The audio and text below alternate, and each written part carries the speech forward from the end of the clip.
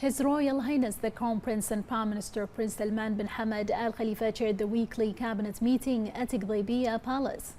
The cabinet extended its sincere condolences and heartfelt sympathies to the Emir of Qatar, His Highness Sheikh Tamim bin Hamad Al Thani, following the passing of the father Emir His Highness Sheikh Hamad bin Khalifa Al Thani, who dedicated his life to serving his people, the Arab and Islamic nations, and championing their causes.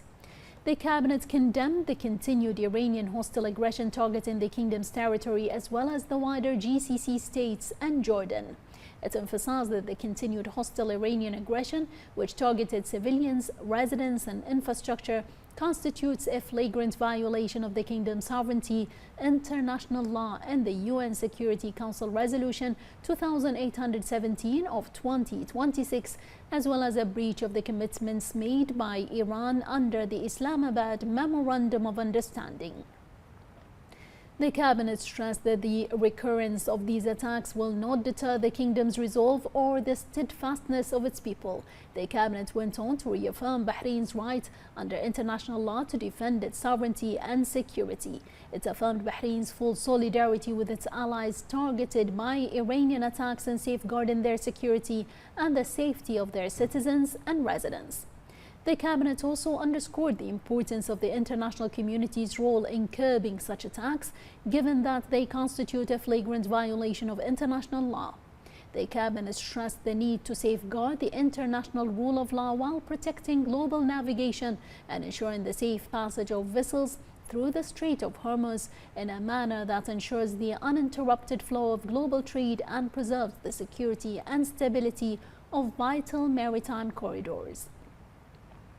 The cabinet expressed its pride and appreciation for the Bahrain Defense Force, the National Guard, the Ministry of Interior, and all military, security, and civil authorities for their efforts and high level of readiness in defending the kingdom. The cabinet then congratulated the leadership, government, and people of the UAE on the occasion of Union Pledge Day, observed annually on July 18th, commending the UAE's continued progress and development across various sectors. The cabinet strongly condemned the terrorist plot targeting the security and stability of Morocco, commending the vigilance and efficiency of the Moroccan security and intelligence services in thwarting these criminal plots. The cabinet welcomed the U.S. President's announcement to initiate the removal of Syria from the list of state sponsors of terrorism, condemning the two heinous terrorist bombing that targeted the Syrian capital Damascus, and wished those injured a speedy recovery.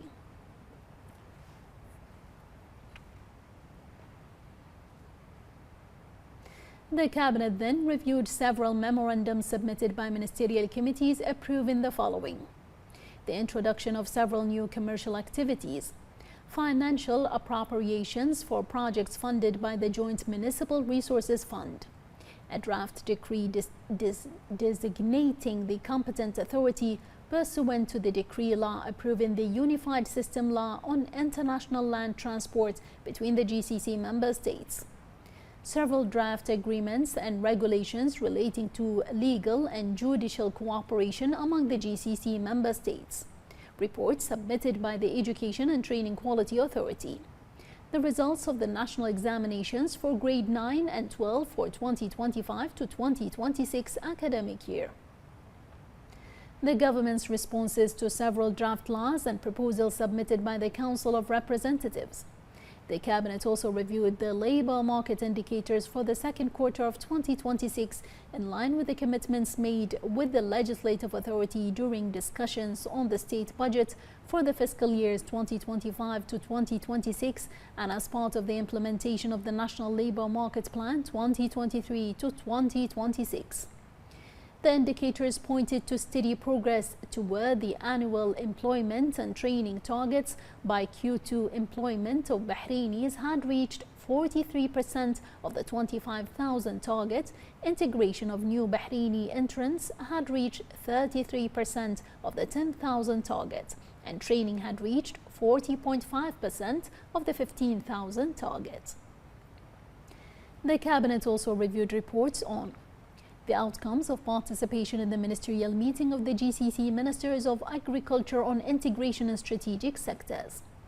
The outcomes of participation in the extraordinary meeting of the GCC Petroleum Cooperation Committee.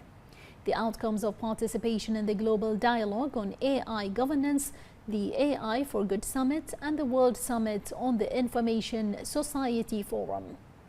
The outcomes of participation in the extraordinary meeting of the GCC Electricity and Water Cooperation Committee at the GCC General Secretariat regarding GCC water interconnection projects.